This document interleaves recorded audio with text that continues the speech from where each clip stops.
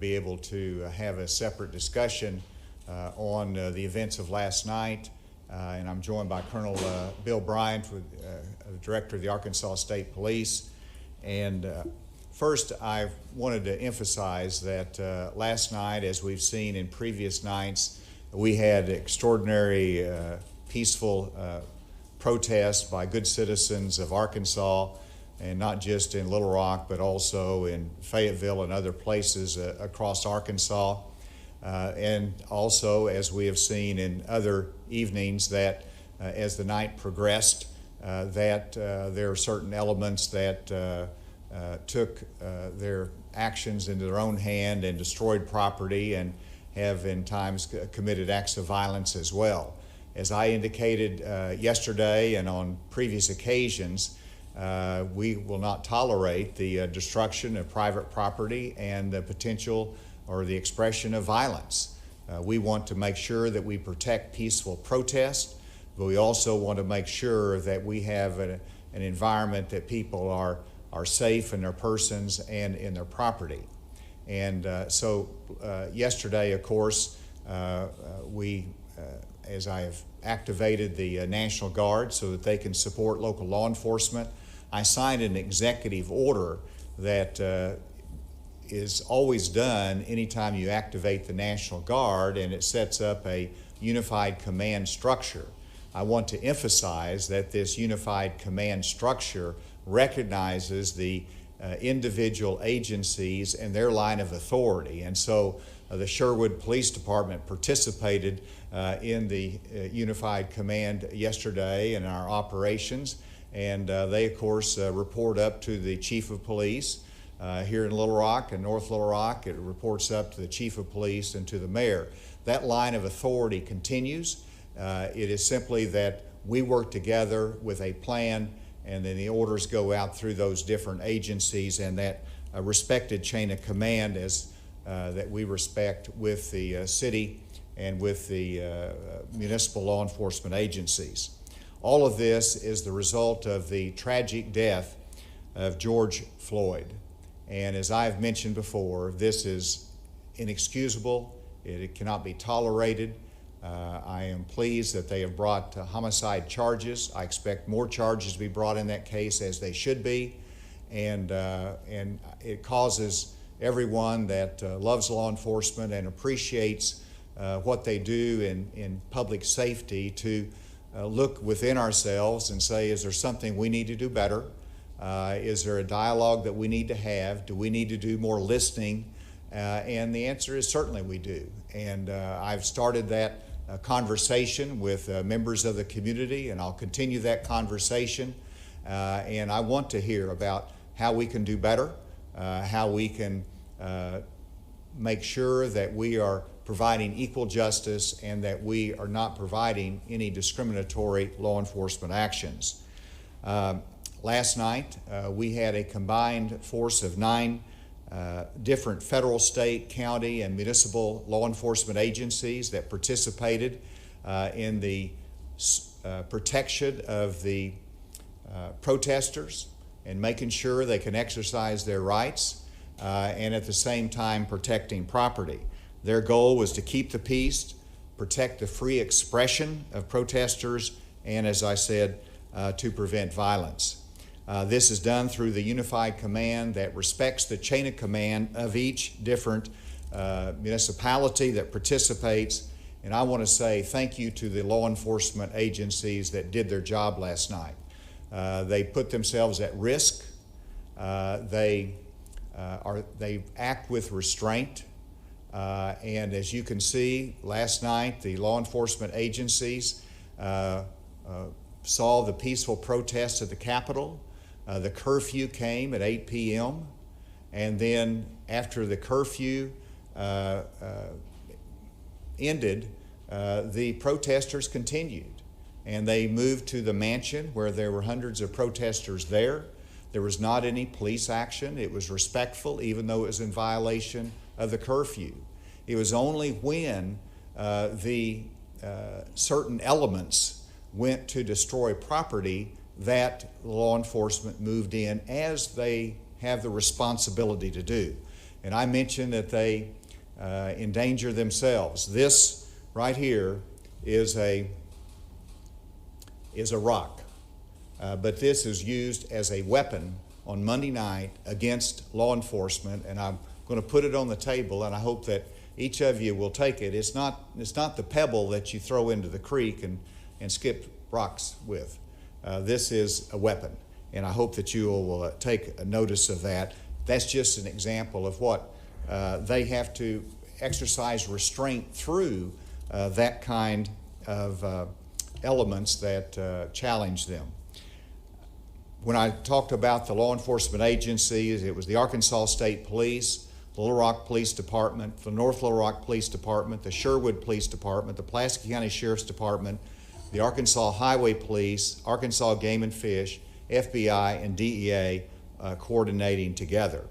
And as they moved, as the protesters moved away from the mansion through Broadway, then it started to disintegrate into illegal behavior and destruction of property. If you will put the first collage up here, this is the McDonald's on Broadway.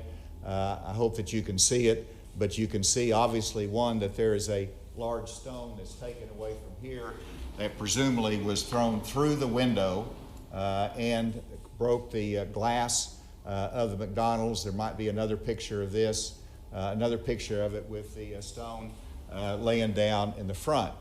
Whenever law enforcement sees this, that is their mission. Their mission is to stop this kind of destruction of property. And so that's when law enforcement started to respond, and they made 79 arrests last night. All of these were of Arkansas residents, I might add, but Colonel Bryant will have more to add to that. And so, again, I applaud the protesters and the way they behaved, but there is a certain element that once the nightfall hit, they were looking for an excuse both to destroy property but also confront the police. In fact, that became their design, is to confront police. And that's whenever, with that destruction of property, the police moved in. I think they did their job last night. I look forward to a continued conversation. I also want to assure everyone that if they decide to continue the protest, then law enforcement will be there to protect them, to make sure that they have access to exercise their rights, which is so important in our society, and is an important time to listen and to be able to express the frustration and anger and distrust that is in so many's heart. And so that we respect, and we'll protect them, but we also will protect the property to make sure that doesn't happen again. And as you can see last night on Capitol Avenue, that was almost a large amount of property damage was done the night before. That was not happening last night, and I thought it was a successful operation. Colonel Bryant, I applaud you and your team on that. I invite you to come and make your comments. Thank you, Governor. Before we get started, I'd like to take this opportunity. Just last time I was up here, I didn't get a chance to talk. I was mostly answering questions, but this is my 44th year in law enforcement, and I really believe law enforcement is a calling. And I too applaud Governor Hutchinson as well as every professional law enforcement officer in the state of Arkansas that the treatment of Mr. Floyd and his death is just totally unacceptable. It's detestable. Any law enforcement officer who is a professional will tell you that. Our job is to protect and serve the citizens of Arkansas. The core values of the Arkansas State Police is integrity and character. And what served me well is when I talk to other law enforcement agencies or teach classes, you treat everybody with dignity and respect. It doesn't matter if you're white, black, young, or old. I still say yes or no, sir, to young adults. That's the way I was raised. But if what served me well over 44 years, you treat them with dignity and respect, and then you usually get dignity and respect back. But again, as far as last night, the peaceful protesters, as long as it remained peaceful, we were there to protect them. Even after the curfew, they went over to the governor's mansion, and I was advised, some of my troopers, they were advised, hey, that you were in violation. We took no enforcement action. They left the area. The triggering event is when they threw the large stone through the McDonald's. After that, we were able to, means like Facebook Live, but they were chatting. It's time, for the confrontation with the police. They proceeded down Broadway to the area of the Pulaski County Courthouse, and that time the decision was made to go ahead and move law enforcement elements in. And as you can imagine, it was a kind of a chaotic scene because the protesters attempted to flee. And so it was pretty chaotic, knowing what we already knew that they've done, have broken the windows and threatened that, it's time for confrontational with the police. But we tried to do the best we can. We detained those people for officer safety until we could get the scene back to a calm manner. As a result of taking the subjects into custody last night, we seized 2 Glock 9mm. The protesters were armed, and they were booked with obstructing governmental operations. But what I want to do the other day, y'all asked us questions about the media and about the steps and what we've taken. But just to give you a general idea, for like the Saturday night protest, before we reached the Capitol or we were approaching the Capitol, they were firing weapons in the air. Here are the 4 cartridges, and I'll be glad to put that on the table and let y'all look at that. The first measure was they blocked the interstate. We were able to move them with voluntary compliance, and that was great. They went back to the Capitol. That's when they started destroying the Capitol. We had vehicles doing donuts in the Capitol grass. The Capitol Police got bottles thrown at them and rocks as they tried to move their vehicles. So at that point, a decision was made to go ahead and we were going to disperse the crowd. While we were en route to the crowd, they got back on the interstate. Again, we approached them and sought voluntary compliance. They were immediately shelled with rocks. At that time, we deployed crowd control measures. They went back up to the Capitol, and as we continued to try to do that, I think these cartridges where somebody's in a vehicle got a 9mm and was shooting in the air. So we were meeting violence. We were met with violence. We'd rather have voluntary compliance, believe me. I've been around 44 years. Crowd control used to be the old saying, you had bats and hats. That was the only devices law enforcement had to use. Now we use other measures. Sunday, the same thing is where they began pouring accelerants on the ground and lighting that on fire, and then they started burglarizing and vandalizing the 501 building. That was the triggering event. As long as they're peaceful, we're there to protect them. But we have to address the crime by the rule of law. We have to have the rule of law. And then Monday, what we really saw was more aggression from the protesters. They became more confrontational. They had measures to defeat if they did have to apply any kind of chemical agent. The main thing that we saw was, they just really aggressively came to us. We didn't approach, we always give them plenty of time to disperse. We give them 5 to 8 warnings over a period of 5 to 8 minutes and try to get their compliance. But when they started charging law enforcement and started assaulting us with rocks or pouring beer on our officers and doing different things, we have to take the appropriate action. We're not going to use excessive force. We're committed to that because of character and integrity. We're going to do the right thing. And then Tuesday night, where they went away from the Capitol and started breaking windows and things like that, we were able to, if I could, the next slide, if we could hit. What we're finding from Tuesday night, and then we found some yesterday, or Monday night, excuse me, these, where they busted the windows, these are incinerated devices. It's a water bottle filled with pure alcohol, and it's like a M80 firecracker. It's basically a Molotov cocktail. They tried to set buildings on fire.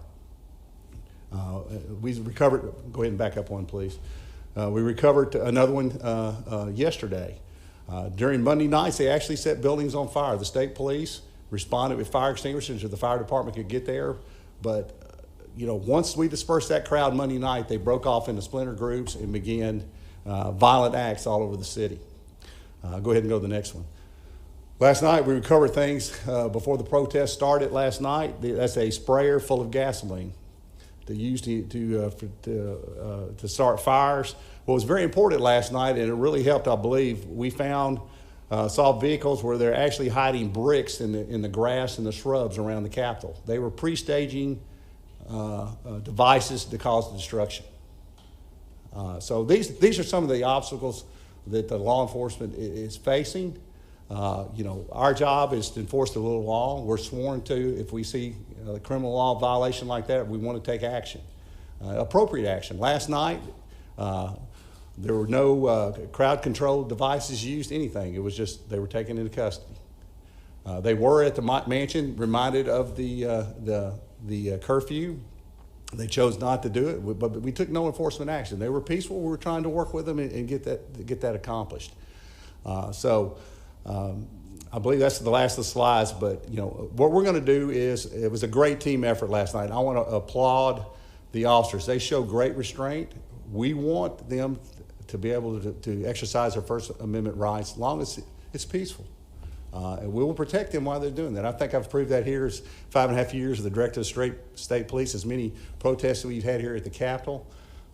So we're going to continue to protect those protesters.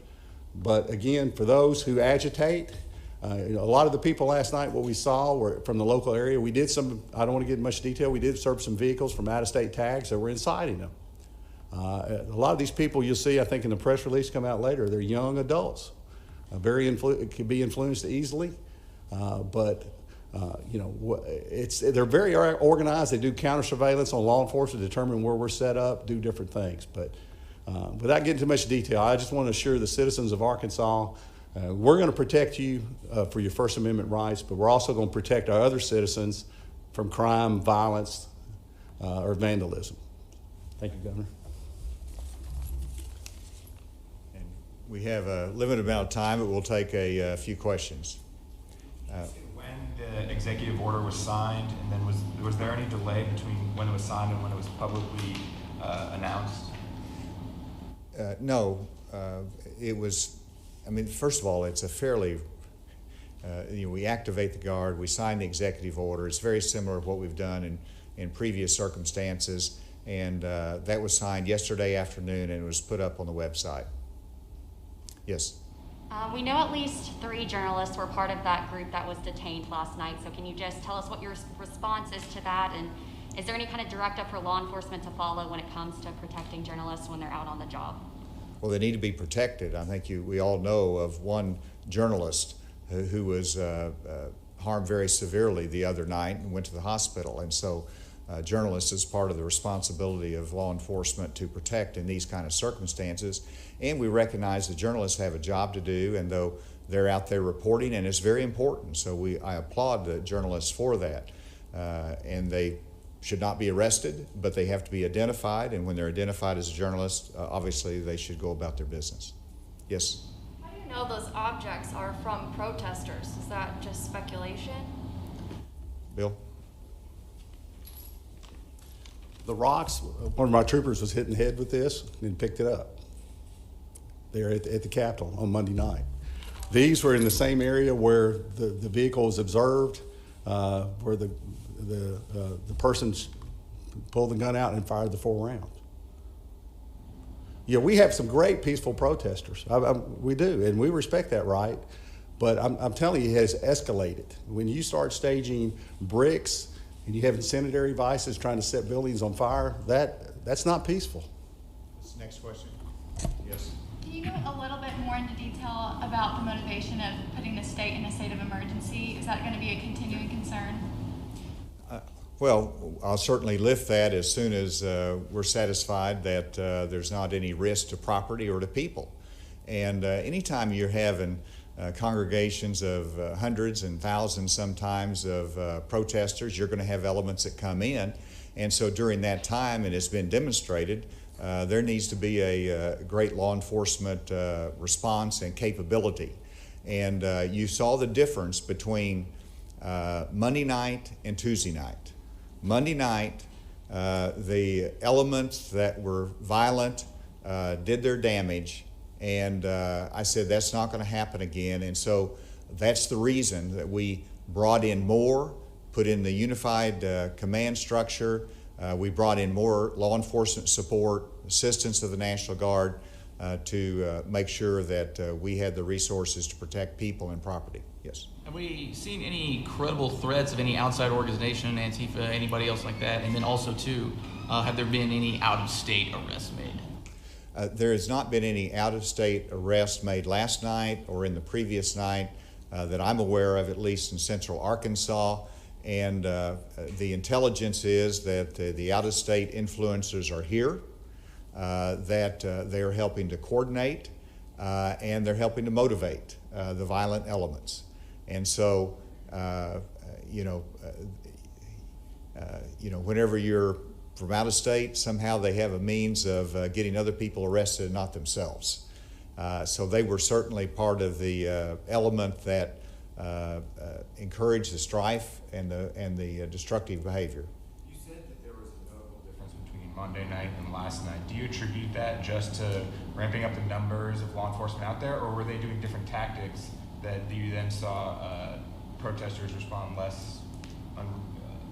Well, that's a very good question. And I mean, first of all, you did have an earlier curfew the second night, and then it's a combination of the curfew plus the law enforcement presence that was visible, and so the violent element knew that they're going to have a difficult time with that law enforcement presence, and it happened later, and we responded very quickly in contrast to previous occasions. But the other part of your point is they adjust their tactics as well.